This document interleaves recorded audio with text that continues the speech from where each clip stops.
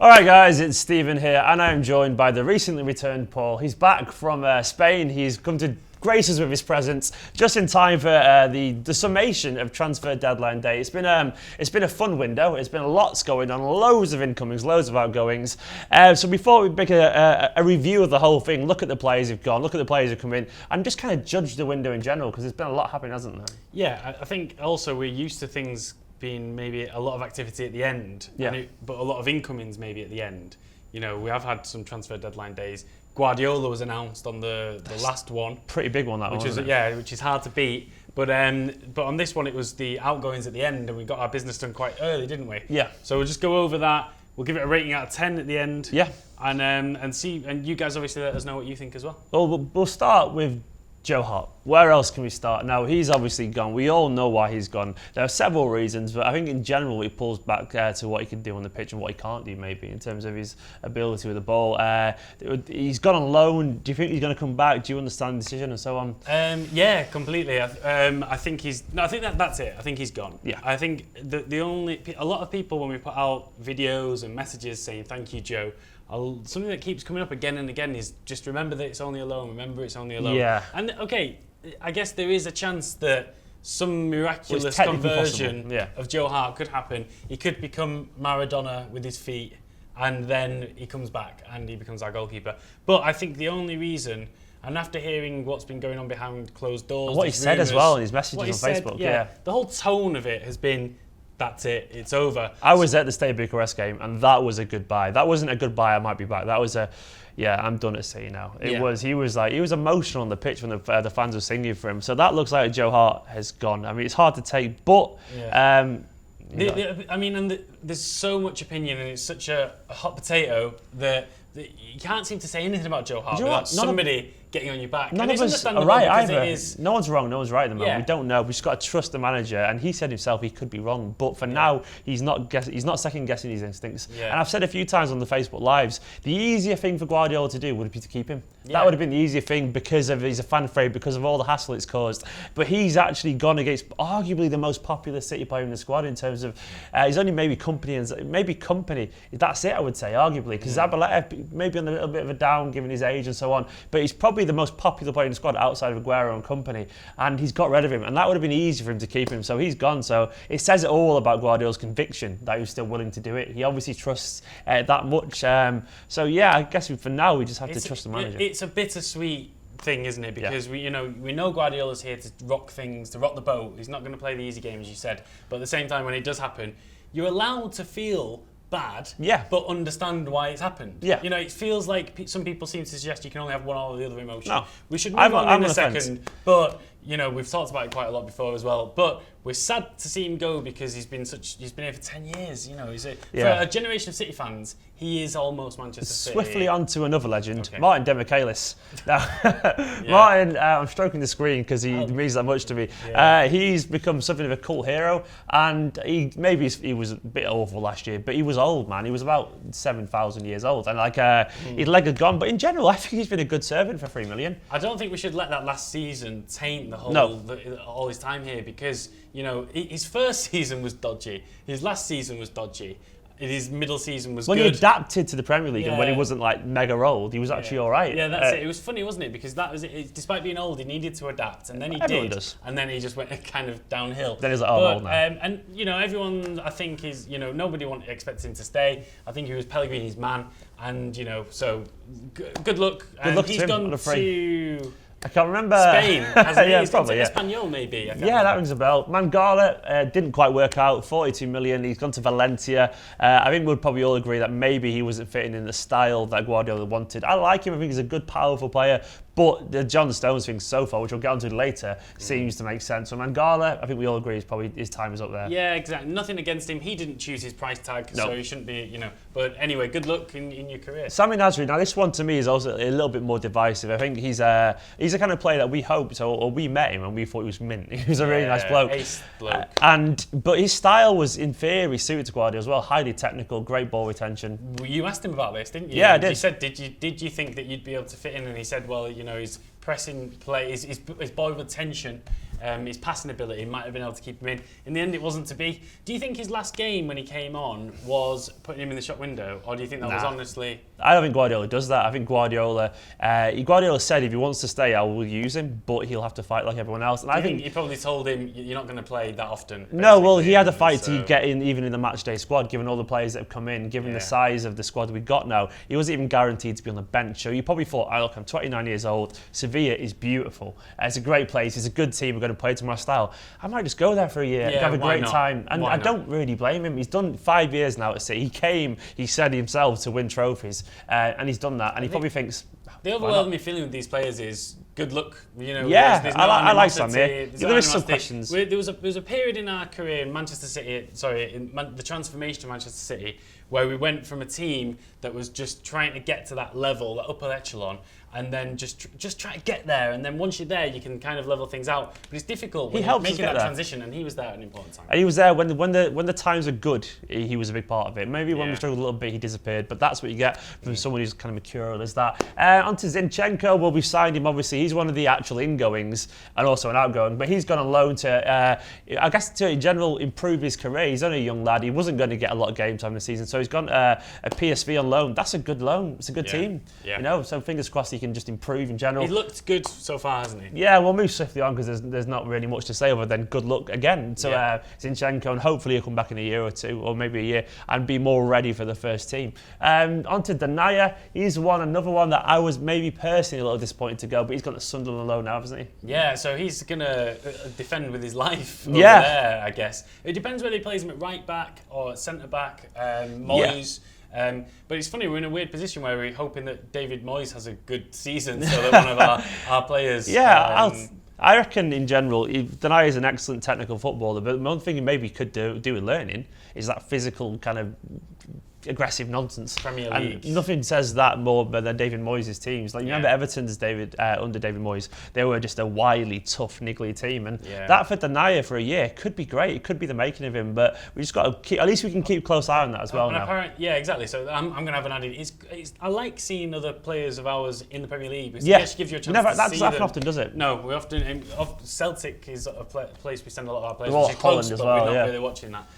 But anyway, I think hopefully it'll do him a world of good. And also, it looks like City blocked a permanent move for him from some teams. Yeah, also... So obviously he is in Guardiola's plans. He wanted to go to Galatasaray as well, but they said no. But they wanted him to either go to a more suitable team or in the Premier League. And so they want him to develop, and they don't want to just send him out for the sake of it. And they saw Sunderland, he can learn something there. On to another one, Ines Anel. He's got work permit problems, so he was always going to go on loan. But he's gone to FC Twente after a pretty great end of season at NAC Braden, and he's already got a hat-trick. That hat-trick, which if you can see it anywhere... I hate to mention it, Zlatan. Yeah.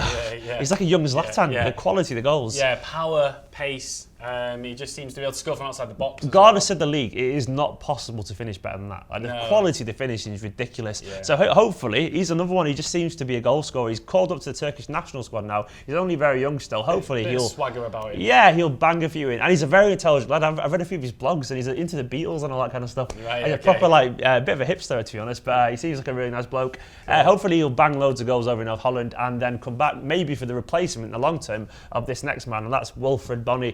Didn't work out, did it? It's funny how you still don't know how to pronounce his name. Bony. It says it all, doesn't it, really? I've actually, I switch depending on my mood. I know.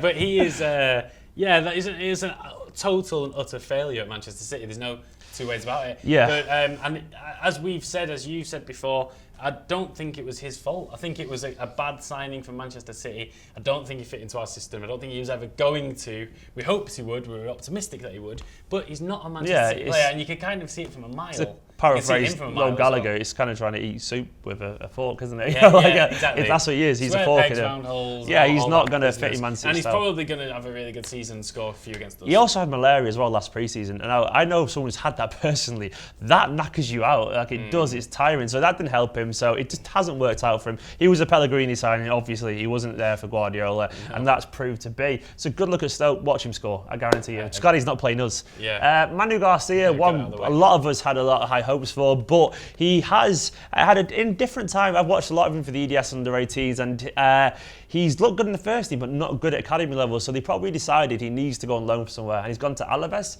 Spanish team. Not loads to say about this, but that could be the making of him as a player. He needs a little bit of experience. He'll get games over there potentially, and yeah, it's just one to keep an eye on. A lot of people wanted him to be around the first team, but given the squad options, given the players he brought in, it made sense for him to get experience, didn't it? You know about him more than I do. He looks like a tidy player. He's played for the first team, as you say. Good luck there. Yeah, onto Zuccolini, the never-ending. He's he's from the yo-yo player now. He just City used to get relegated up and down. He's going to be like 34 before we die.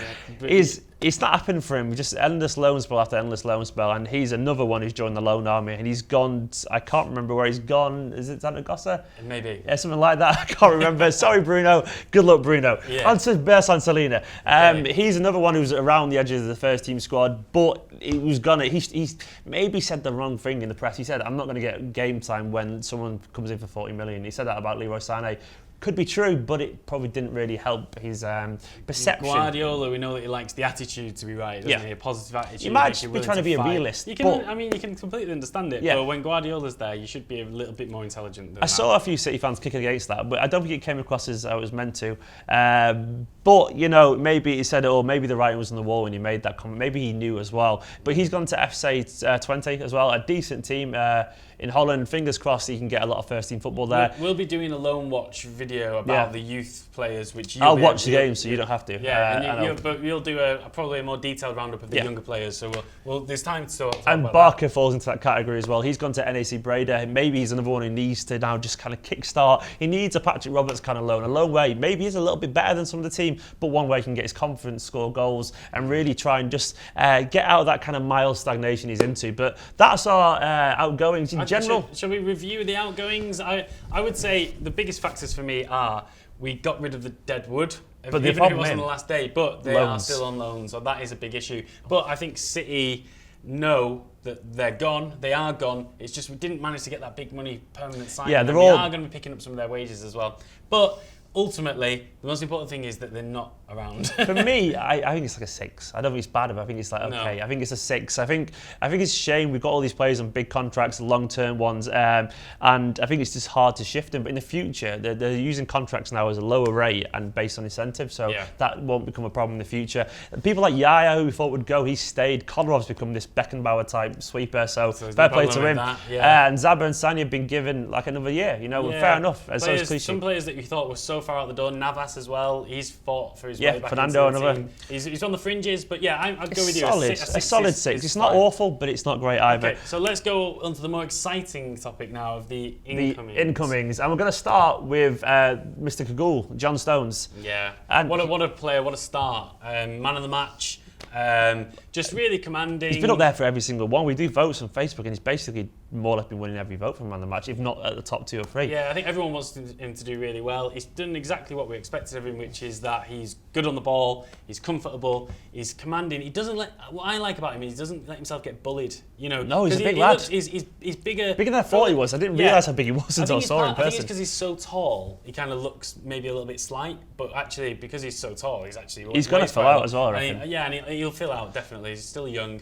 He's great attitude, seems like a top bloke.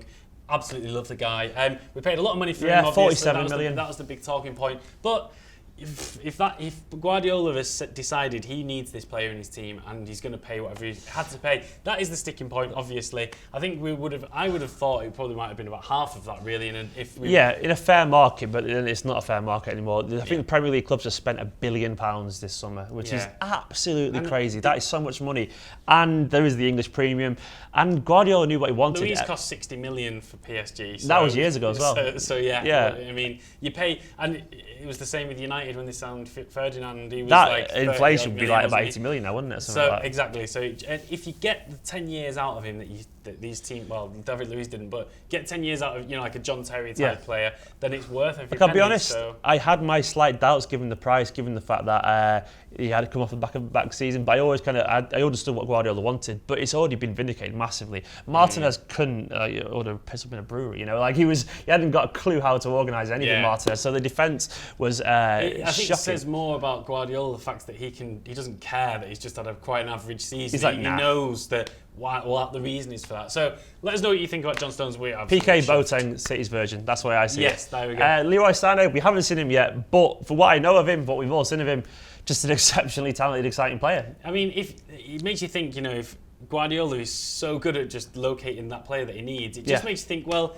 he's going to be great, surely. Well, look what he's done with someone in a bad form in John Stones. Now, someone who's on fire. In Germany last year, one of the most exciting young talents in world football. He looked good when he came on for Germany in the Euros as well. He had bright, a couple aggressive, of little cameos, and he looked like it was when they were down and they were going out. He came on. He almost nicked the goal for them on his first touch.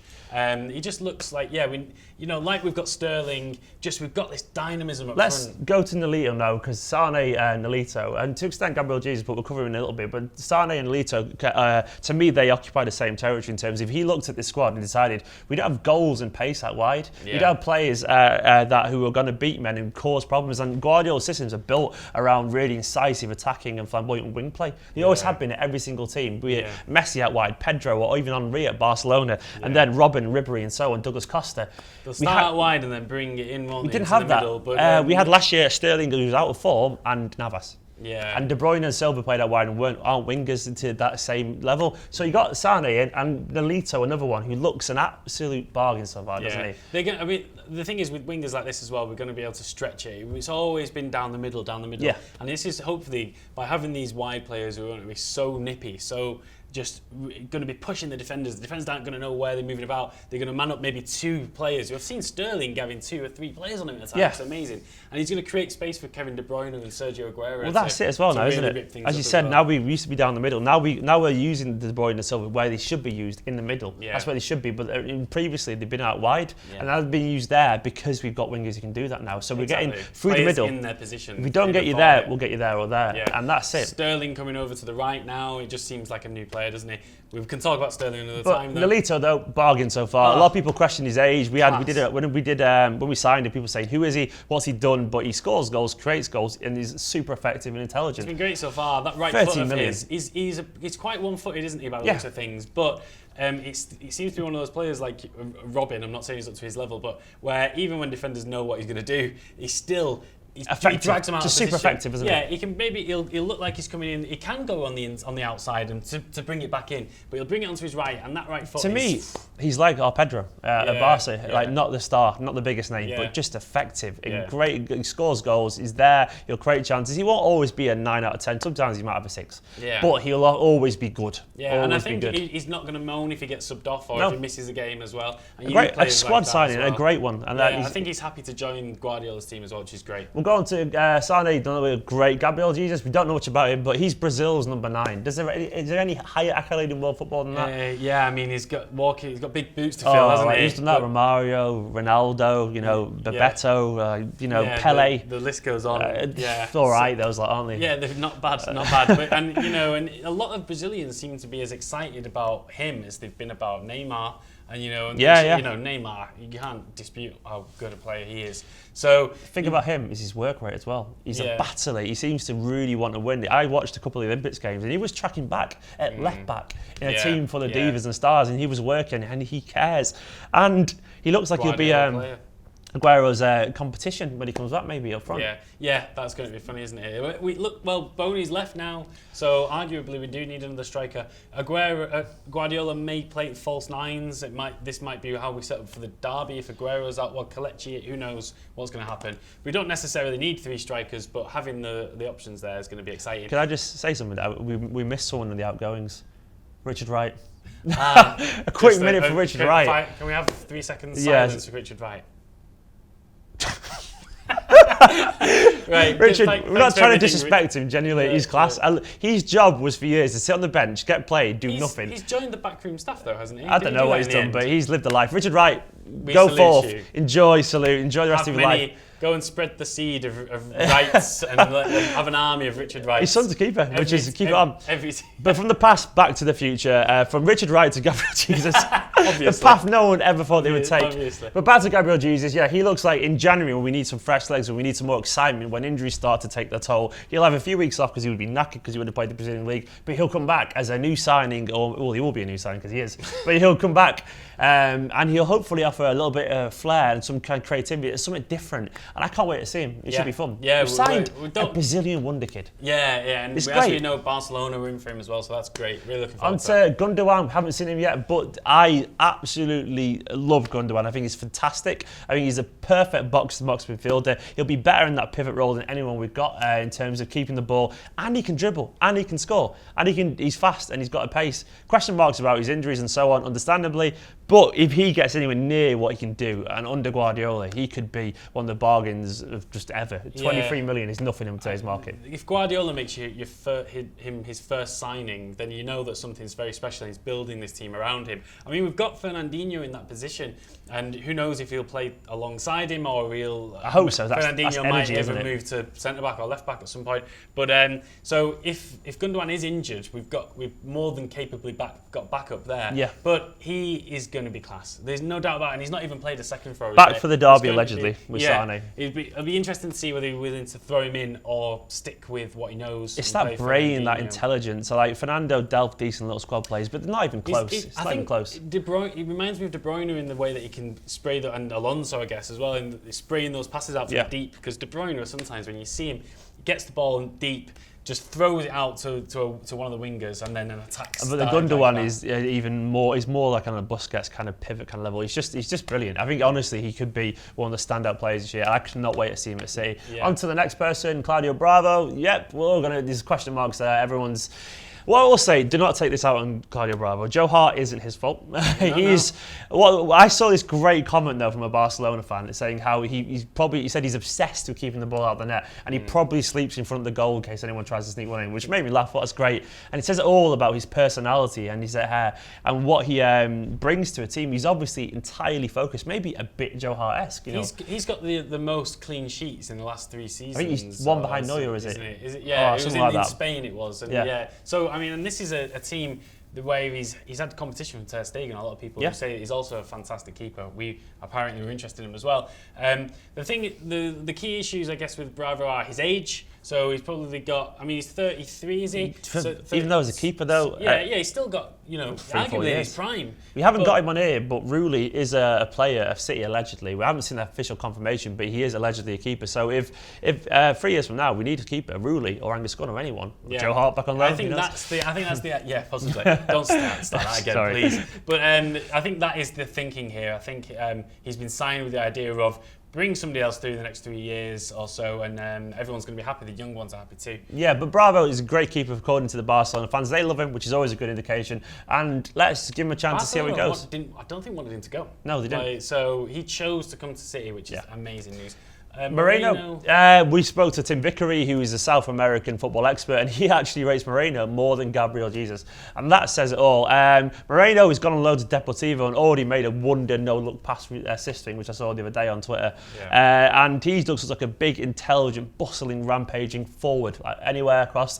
It's just it's one of those situations where we're hedging our bets on several extremely talented young players, and Zinchenko comes into the same category, so we may as well bring them together. These two young players that we spent very little money on, 10 million total, depending on what you read. 10, 11 million. My maths was terrible there. Depending on what you read, but in general, it's nothing. If one of those becomes anywhere near what we could be, they're worth 4 times that on their own. Yeah, and it's worth mentioning. It looks like City's transfer policy now is to sign up all these amazing young talents. Chelsea, we've got them through the CFA as well, and we've got all these agreements for loans, as you know, and you'll talk about in another video, where we're sending them out to certain teams, and we know that they're going to get time. Quick mention for, in fact, no, I shouldn't mention him, but I'm going to mention Patrick Roberts. I don't know why, but he's out again. He's still out on loan, so it's not really, but it's worth mentioning because he's had a great season. He's at Celtic again. We're going to come up against him in the Champions League. Yeah, a lot of people have said to me, because I run a Twitter account that's got a lot of youth emphasis. I get a lot of tweets all the time saying, why have we let him go on loan? I think it's brilliant. I genuinely think it's absolutely perfect, the 18-month loan, because if he'd had 6 months at Celtic, he wouldn't have got, he had about a month and a half there anyway because of injury injuries and stipulations and so on. So he had hardly any time there, and now he's actually getting this boost that his career needs. He's becoming a star man. He's battering teams, and wingers need to feel special. They need to feel alive. They need to tear their fullbacks apart, and he's getting kicked as well over in Celtic. So he's becoming a man while becoming a star player, while boosting his confidence, and then he'll come back a year from now, only just turned 20 potentially. It might even be still 19. I can't even remember his age, but he'll be very young still, and he'll be ready for first team football. He would have played a season there. I think it's great, and I think he's going to be a very exciting player in pre-season as well. He tore Barcelona to pieces in a friendly. Yeah, and he would not a lot of money on him as well, and he would have done that 6 months ago because he would have been playing academy football. But that few months, even just getting the confidence of beating like Scottish left backs, which is not much a thing, but he gave him the confidence to then to do it against the bigger team. Yeah, he did a lot of focus on him as well, so he's getting a lot of attention. Not many teams have as much attention on him as a team like Celtic. But that's our window. That's all the players we've brought in. A quick rating of the incomings. I would say money aside, I would say it's a 9. Yeah, I think it's fantastic. Because I think it's just the players we need. We've not had a world record player, but we're not somebody with a Galactico type. You can signing. see it all come together, can't you? But it's like I think it's just what we need. So I would say if we're getting out money, it's a 9. If we're going to say that a couple of players were probably overpriced, maybe say an 8. Yeah, I would probably say, probably about an 8, or I could stretch to a 9, but I'd probably say maybe an 8 because we wanted Laporte, we didn't get that, obviously, that didn't happen. And maybe you could argue that there isn't a backup striker, but then you trust Guardiola to do some mad stuff with Sterling and Nolito and Sane. I think we'll be all right for goals. That is a balanced bunch of signings that cover pretty much every angle we need. That is when it's what we needed. A lot of those players are what we needed, and given the fact that he's making the fullbacks look all right again, everything looks pretty rosy, and I think that's been a very good summer. And obviously the best signing of all, we have Pep Guardiola, and what a way to end the video. It's just ridiculous. He's the Messi of football management, in my opinion. He's like a genius, and he's so important for us, and he's the reason that a lot of these players are here. Yep. So thank you, Pep, and thanks to all you guys for coming as well. What do you reckon this season? What are your ratings for this summer? What did you expect to see? Are you happy with all the players that have left, players that have come in? It's loads to talk about. Get in the comments below. Leave a rating for what you think of the incomings. Do you think it's a 9 like I do? Is it a 10? Is it an 8? Are you something you're not happy about? Let us know. Get in the comments. Drop a like on the video. Subscribe. See you later.